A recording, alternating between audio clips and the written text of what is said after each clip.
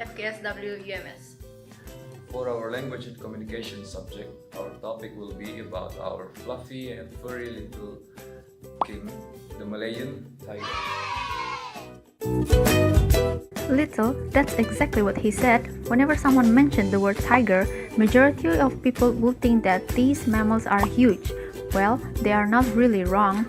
The tiger is indeed classified as the largest felidae or carnivorous mammal. However, the Malayan tigers, or the scientific name for it, the Panthera tigris jacksoni, happens to be the smallest subspecies of its kind alongside the Sumatran tigers.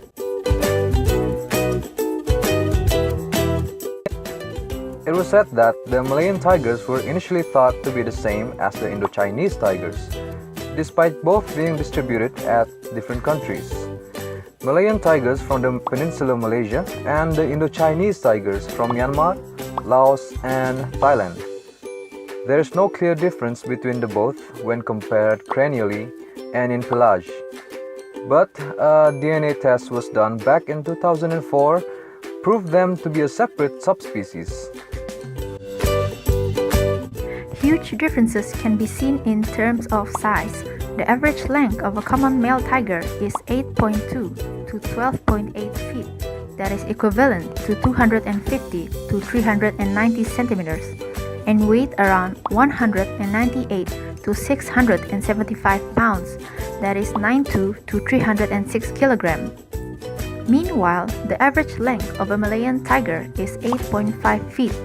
That is 259 centimeters, and weight around 104 to 284.7 pounds, that is equivalent to 47.2 to 129 kilograms.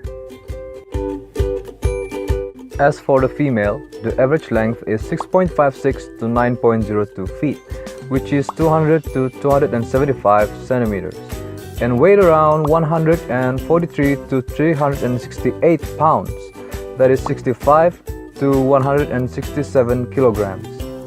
While the average length of a Malayan tiger is 7.84 feet, which is 239 centimeters, and weighed around 52 to 195 pounds, which is 24 to 88 kilograms. They are also, in fact, smaller than the Bengal tigers. The disadvantage in size doesn't always mean bad. To the Malayan tigers, their small size helps them stay hidden in the low density of such forests. Small but powerful, they also prey on larger mammals such as cattle, goats, wild boars, and Bornean bearded pigs, others being barking deer, sambar deer, serows, sun bears, young elephants, and rhino calves. Occasionally, the Malayan tigers feed on livestock or domesticated animals that are raised in agricultural settings to produce labors.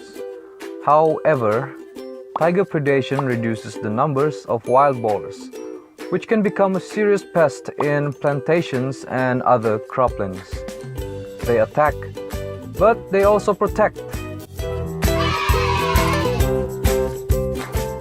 As for their behavior, the Malayan tigers are mostly solitary except for associations between individuals of both sexes at the time of mating, as well as the mother and her cubs.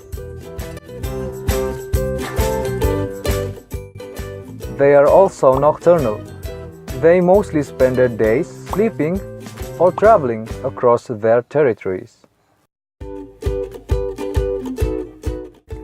And like other tiger species, Malayan tigers are excellent swimmers, so during the daytime heat, they may spend large part of their day in a shallow water body.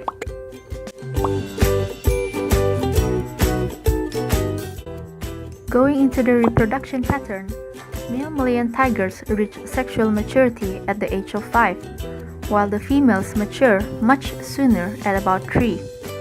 It may take a year for Malayan tigers to mate, although the female attain estrus between November and March. After 3 to 4 months of gestation, a Malayan tiger can give birth to around 4 cubs.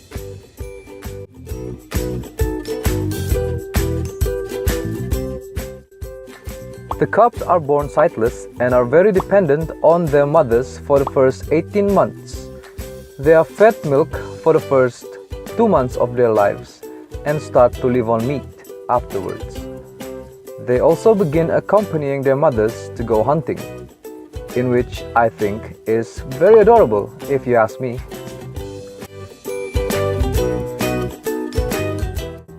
The Malayan tigers can live for around 50 to 20 years in the wild. However, not all of them were able to continue their life naturally and live that long enough.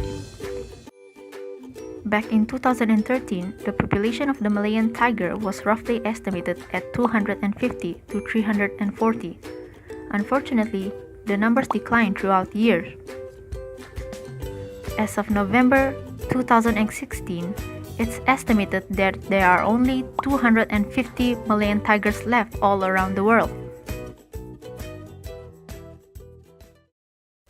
This unfortunate event was caused by habitat loss, extreme human hunting, and rampant poaching. People like to hunt these animals for almost all of its body parts, including the whiskers and fats, as they are claimed to be medicines. For example, the whiskers are used for acupuncture, and others hunted for their fur as a trophy. According to many sources, some value to the Chinese traditional medicine market, the remains of a tiger may sell up to $70,000, which is equivalent to 290,000 Malaysian ringgit. A pelt can be worth around $35,000, which is 145,000 Malaysian ringgit. Foreign poachers who came to the peninsula mostly target tigers to supply the Chinese market. For short, the money.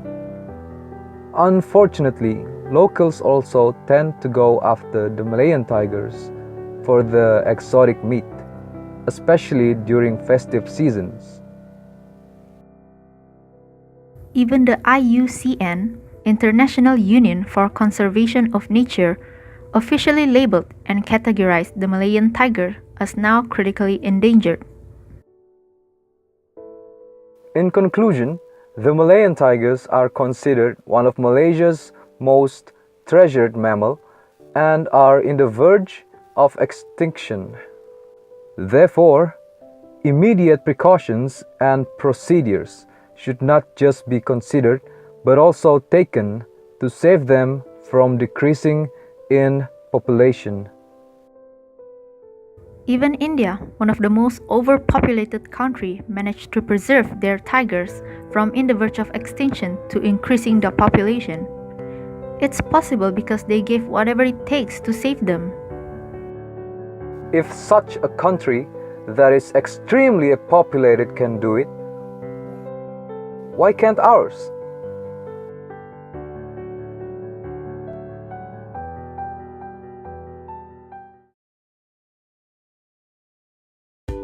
That's it from us. I hope you enjoyed the video about the Malayan tigers. Once again, I'm Eka. And I'm Aaron. Thanks for